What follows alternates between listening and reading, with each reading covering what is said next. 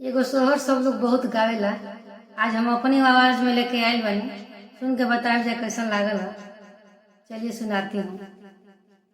जुग जुग जिया सुलाला अंगना, वहाँ के भाग जागल हो।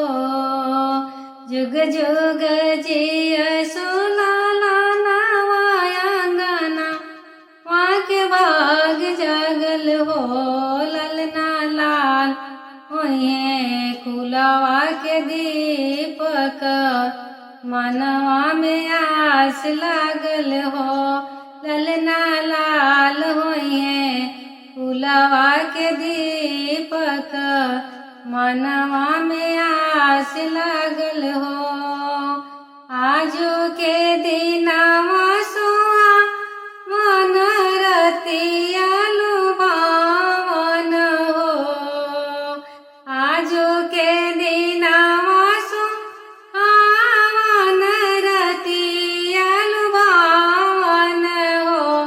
ललना भाभी के होरिला जनम ले होरिलवा बड़ी सुंदर हो।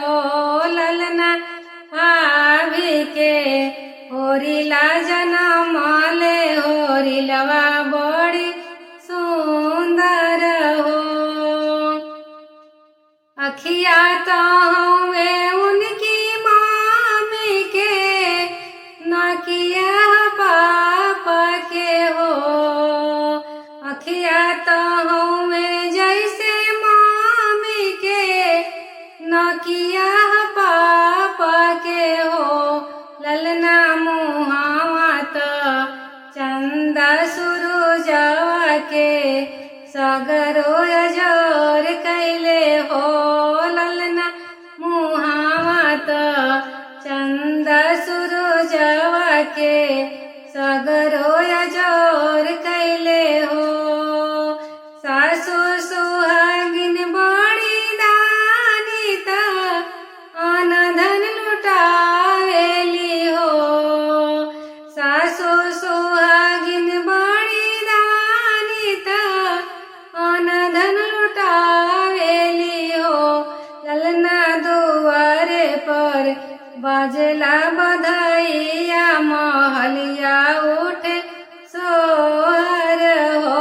ललना दुआरे पर बाजला बधाइया, महलिया उठे सोहर हो। धन्यवाद दोस्तों।